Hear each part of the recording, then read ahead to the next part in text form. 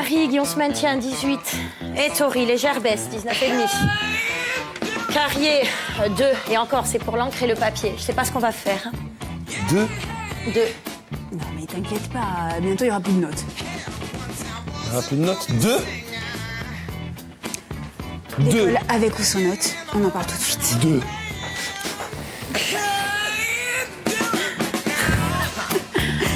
Ça va.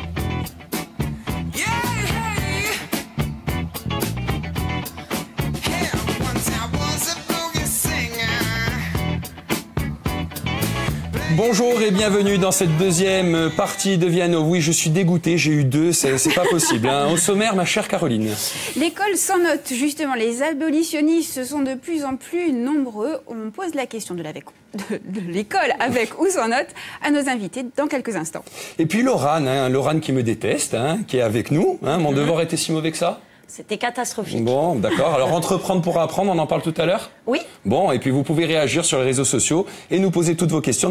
Nous y répondrons en direct lors du débat. Mais avant toute chose, Marie-Jo, comment ça va ? Eh bien, écoutez, ça va. J'ai eu 18, je suis contente. Ah, vous êtes contente. Bon, vous les méritez aussi.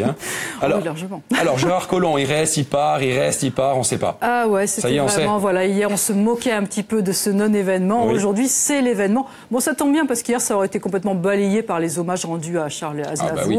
Donc finalement, c'est peut-être bien. Il va voler la vedette. Ah carrément, il aurait volé la vedette. On commence avec le Canard enchaîné qui se moquait justement de la situation ubuesque d'hier avec ce titre « Macron, casse-toi pas, pauvre colon ». Voilà, c'est du Canard enchaîné. Il a su trouver les mots pour retenir son ministre de l'Intérieur. Bon bah finalement non, il n'a pas su trouver les mots. Et Le Monde souligne aussi le rapport tendu entre les deux hommes avec un dessin de Plantu qui est ici et les paroles de « tu te laisses aller, j'en ai assez, il faut bien que je te le dise ». Et il s'arrête, Plantu, juste avant, tu m'exaspères, tu me tyrannises. Voilà. Ouais. Il n'a pas noté, il n'a pas osé. Il n'a pas osé. Finalement, la rupture est donc consommée et Libération se gosse aussi. Vous avez vu, je varie le vocabulaire, se moquer, se gosser, etc. C'est parce qu'il y a une prof de lettres. Ah oui, attention, vous allez le noter. Avec le gag du Lyonnais, voilà, évidemment, Génial. Référence au gang du Lyonnais, toujours assez excellent.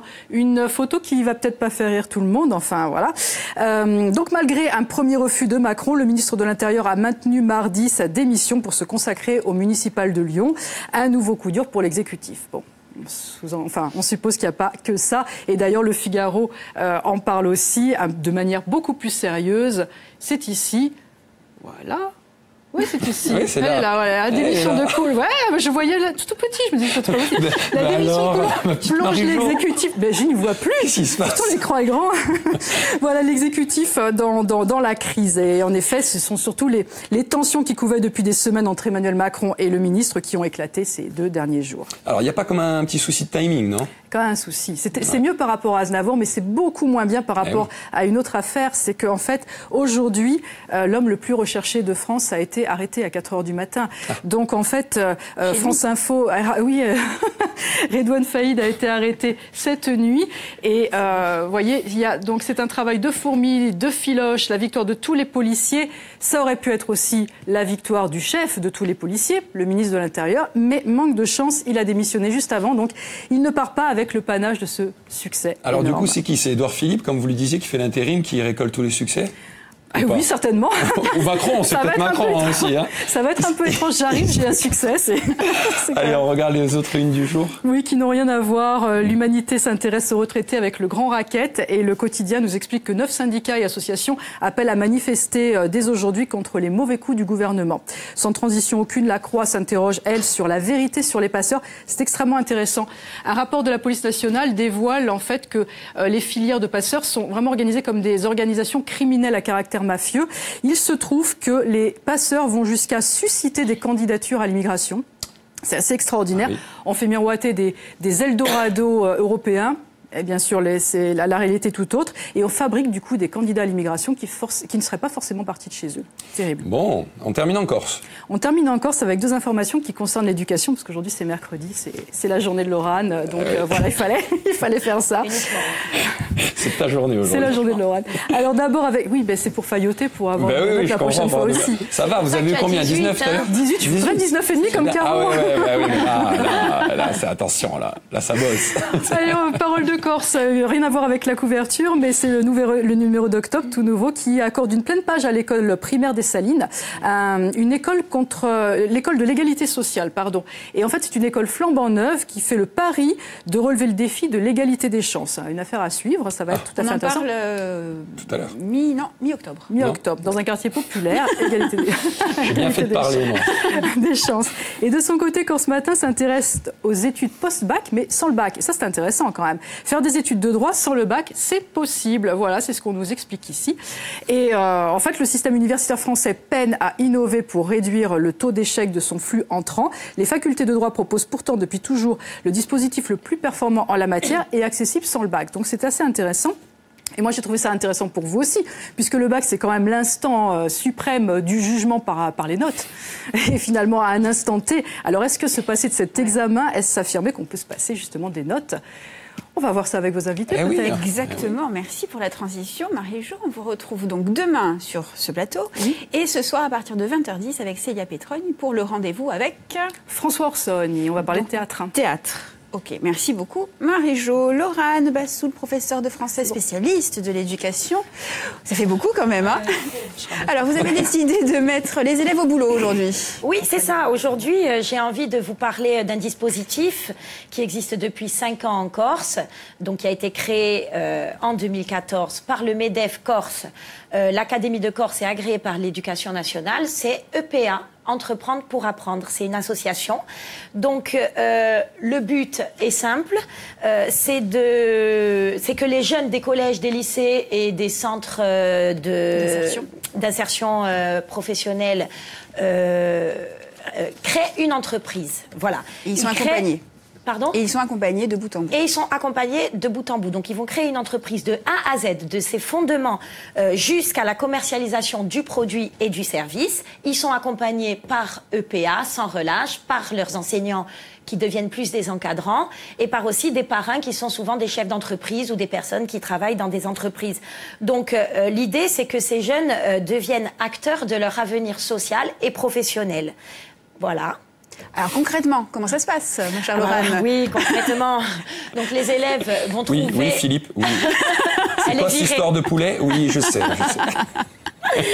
Donc concrètement, les élèves trouvent une idée d'entreprise et ils vont découvrir ce qui la constitue, c'est-à-dire les différents corps de métier que l'on y trouve. Ils étudient les différents postes, rédigent des CV, des lettres de motivation, passent des entretiens d'embauche, souvent auprès de leurs parrains. Et c'est là que Pierre devient directeur général, Paul chef technique, Jacques responsable marketing, je passe le directeur financier, le chargé de com, le responsable marketing, celui qui s'occupe de l'administratif, marketing déjà dit. Oui. Tout le monde a un rôle. Donc, ils recherchent aussi des sponsors et des investisseurs pour pouvoir lancer et faire vivre leur entreprise. Bref, la salle de classe devient leur bureau et les élèves de vrais entrepreneurs. C'est pas mal. Et c'est aussi un vrai concours et je crois que Sainte-Marie s'est pas trop mal débrouillée l'année dernière. Oui, c'est le cas, c'est vrai. Donc effectivement, là, le concours, c'est la cerise sur le gâteau. Donc les mini-entrepreneurs se rencontrent lors d'un championnat régional et ils vont venir défendre leur projet. Donc ils vont être évalués en 2 temps. D'abord sur les stands sur lesquels ils présentent leur entreprise à des professionnels, comme s'ils étaient des clients. Et ensuite, ils vont faire un oral de 4 minutes qu'on appelle le pitch. Et ils vont devoir, là encore, présenter leur projet à un jury comme s'ils s'adressaient à de véritables investisseurs. La pression, hein ? Voilà, hop.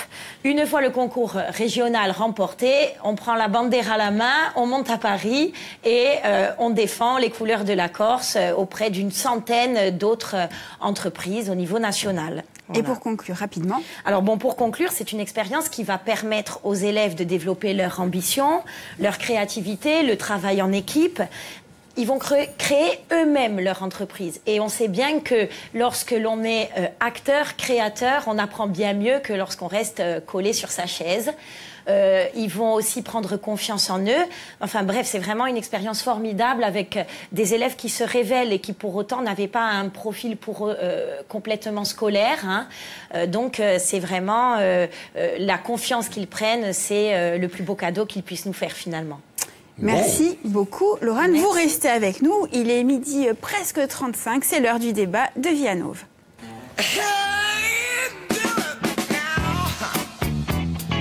Venez. Allez, Bernard. Bernard, je vous Bernard, en faut prie. venir. De 0 à 20, tout le monde a ressenti le petit pincement au cœur de la note qui fait du bien ou qui fait mal. Alors, mal vécu depuis toujours par les élèves, aujourd'hui, ce sont les professeurs qui se demandent s'il ne faudrait pas abolir le système de notation. Alors, pour ou contre l'école sans notes, on en parle avec nous.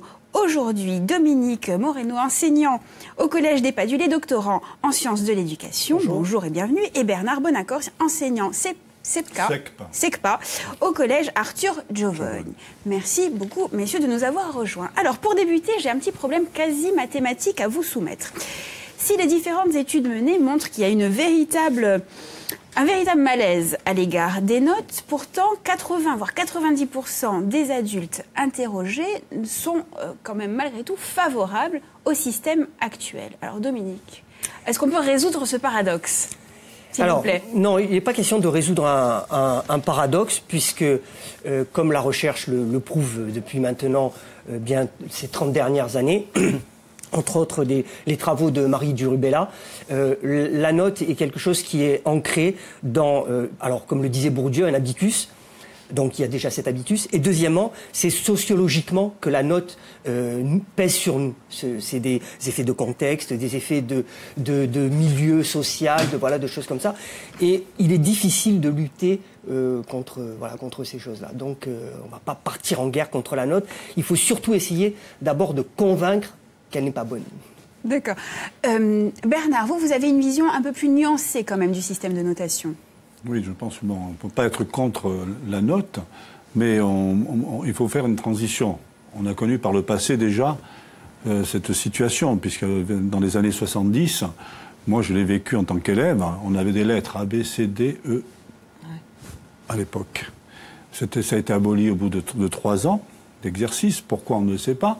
Mais donc c'est vrai que sociologiquement, je pense que c'est très difficile du jour au lendemain à enlever la notation.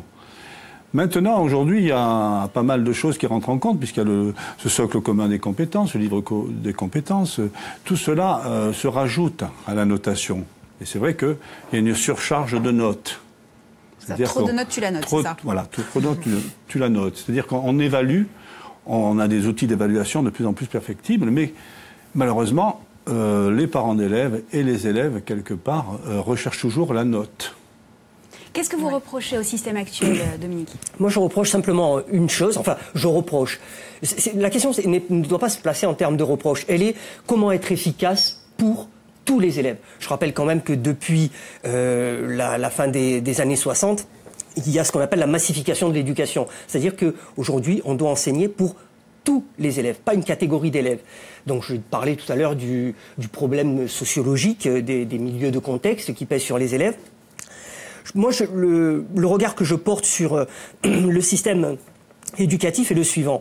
On se doit, dans une éducation et une évaluation, donc éduquer, il y a aussi l'évaluation qui rentre en compte. On se doit d'avoir une évaluation qui est formative et une évaluation qui n'est pas certificative, ce qui est totalement différent. Que le certificatif arrive en bout de parcours, c'est une chose. Mais que le certificatif soit au quotidien pour dire à un élève tu vaux tant, non, je trouve que c'est complètement c'est non constructif pour déjà psychologiquement pour l'élève, et 2, ce n'est pas constructif pour le système scolaire, puisqu'on laisse de côté quand même un certain nombre d'élèves. Ça, il faut en tenir compte. Laurane, justement, quand vous notez, on reproche souvent à la note d'être subjective et inégalitaire. Quels sont vos critères pour noter vos élèves ? Donc déjà, à partir du moment où on évalue l'élève, il faut matière littéraire, en plus, je le rappelle pour vous. Oui, en matière littéraire, voilà, notamment lorsqu'on fait des rédactions, etc. Eh bien, on crée généralement des critères d'évaluation, d'accord, et ensuite qui correspondent à un barème, à des points, et c'est ce qui va mener à la note. Donc, ça se fait, c'est possible. Il faut que la note, elle soit, selon moi, accompagnée par des critères d'évaluation bien précis. Et il faut que... le seul problème, c'est que l'élève, lui, il ne reçoit que la note. Voilà, dans son esprit, lorsqu'on rend la note avec l'évaluation par critère, il il a tendance à ne même pas regarder les commentaires et les critères. C'est-à-dire que si la note disparaît, en revanche, là, il va se concentrer sur ses acquis, ses acquisitions et ses capacités, ses savoir-faire, etc. Donc c'est là le problème de la note, c'est qu'elle vient biaiser. Elle obère tout le reste, quoi. Voilà. Bernard. Oui, justement, il y avait une réaction intéressante sur Facebook. Je trouve le système sans note très intéressant. Alors, c'est sûrement un parent d'élève, hein, bien sûr.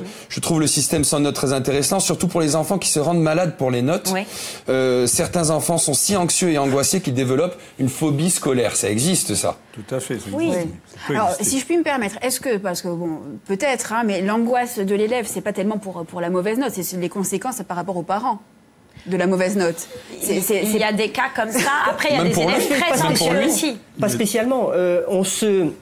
Il y a ce qu'on appelle une comparaison forcée, voilà. Et on regarde toujours. Vous savez, il y a la psychologie de l'enfant, de l'adolescence, ça existe, et de toute façon, on se construit aussi, non pas par rapport uniquement à des adultes, mais par rapport à nos pairs. Et donc, chez les élèves, chez les enfants, les adolescents, ça fonctionne comme ça. Voilà, un tel a eu 12 sur 20. Moi, je n'ai que 5 sur 20. C'est que peut-être que je suis nul, c'est peut-être... Et on construit quelque chose qui est intériorisé par l'élève et qui va être, au final, de toute façon, négatif. Juste une chose, je rebondis sur ce que disait Laurane, à savoir la façon de critérier. Par exemple, une évaluation. L'IREM, dans les années 70, en 75, a mené une étude, l'Institut de recherche en mathématiques, à Clermont-Ferrand, a mené une étude et se sont aperçus que, pourtant des études en mathématiques sur des barèmes très précis. Ils se sont aperçus que, au niveau de l'évaluation, pour avoir ce qu'on appelle, entre guillemets, la note juste, il fallait, en mathématiques, arriver à 17 correcteurs. On passe en français, on est à quelque chose comme 30 correcteurs. On arrive en philosophie, on dépasse les 150 correcteurs pour avoir la note juste. Ceci veut dire une chose. 1, que la note, de toute façon, n'apporte rien au final, vous le disiez, et merci de le dire. 2, une note, une moyenne donnée sans un écart type, je parle à des mathématiciens, sans un écart type ne veut absolument rien dire. C'était l'exemple, on en parlait tout à l'heure avec Caroline. De la moyenne. De la moyenne. L'exemple de la moyenne, voilà, il faut arrêter. Combien j'ai de moyenne, madame? Combien ma moyenne? J'ai la moyenne. Non. Donc, je donne l'exemple. Florian, vous avez eu 0 sur 20 au premier contrôle. Non, mais ça suffit, toi. Mais attention, au second, vous avez eu 20.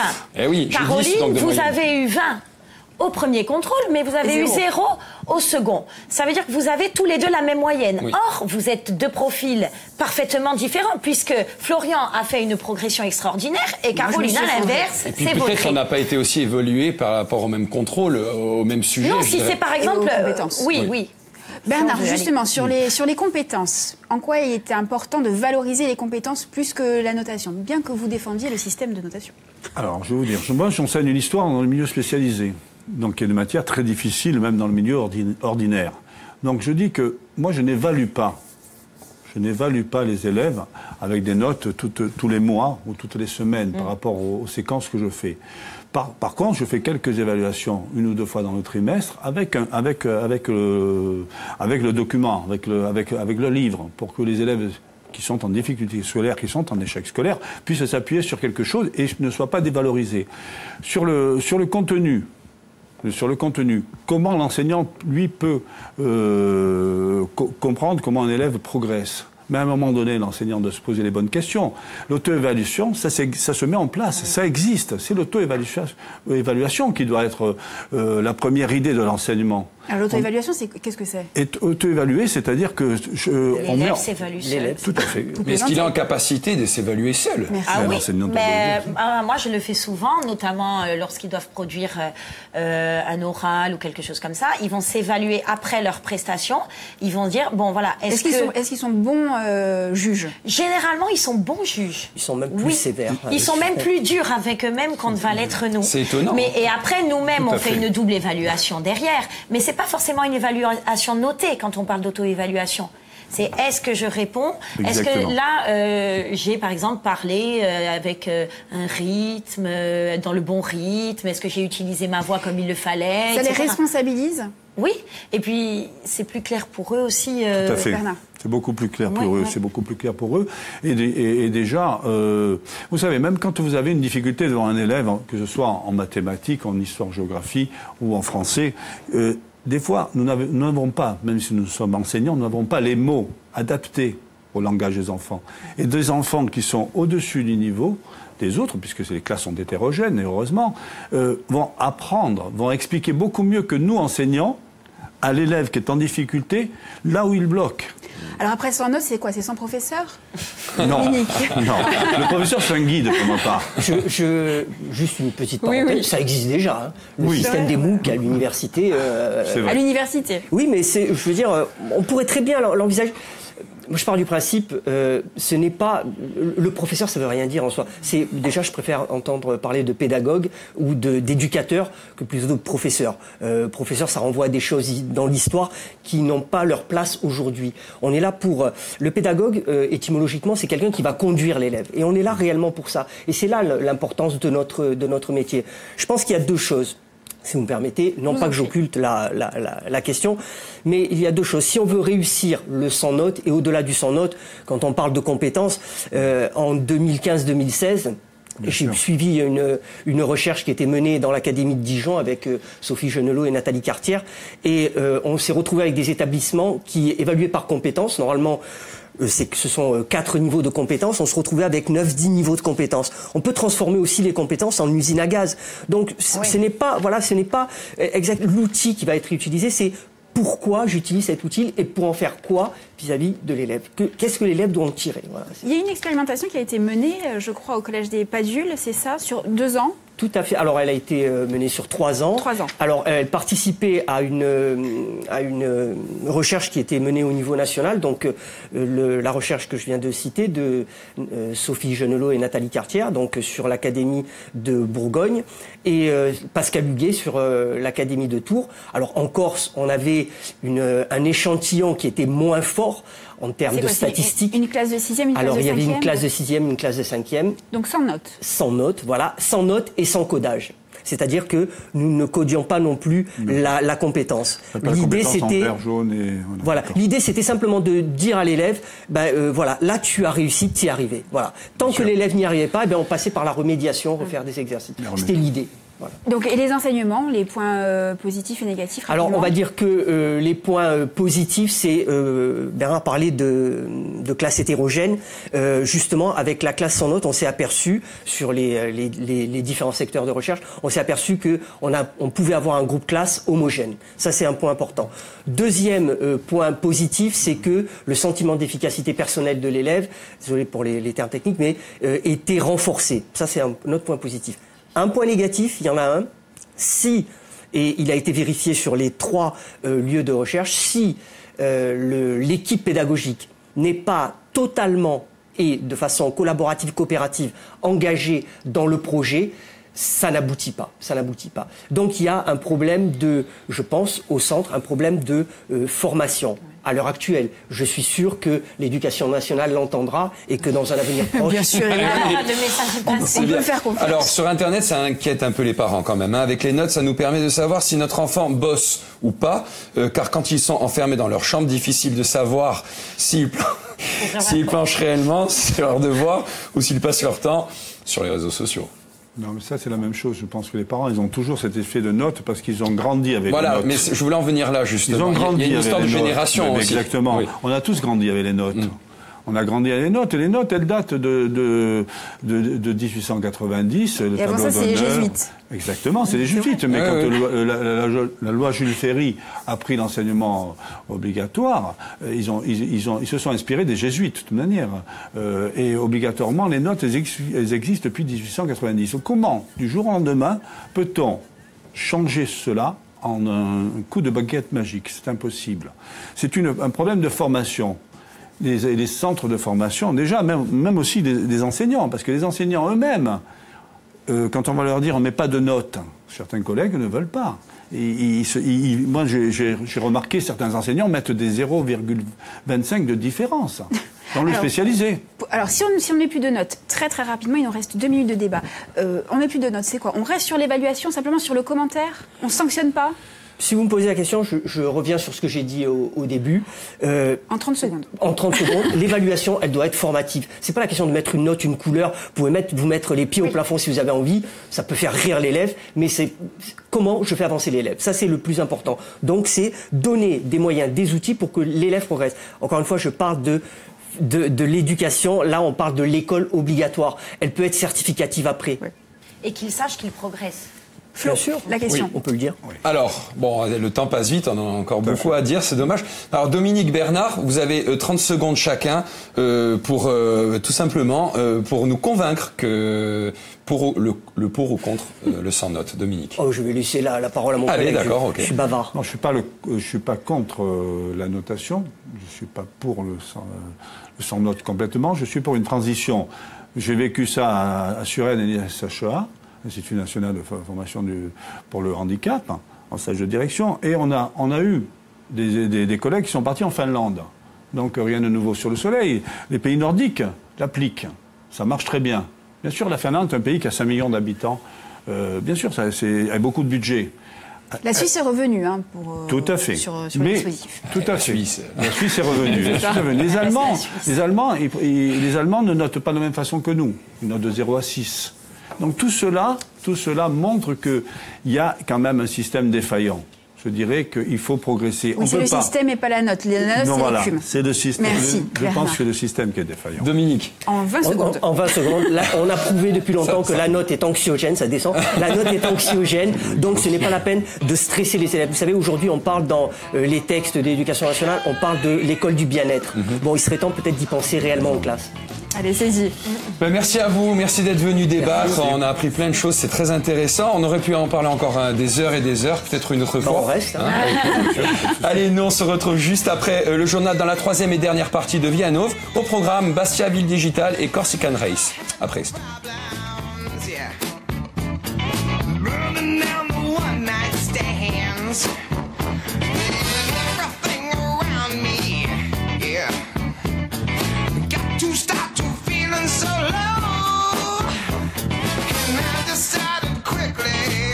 Yes, I did.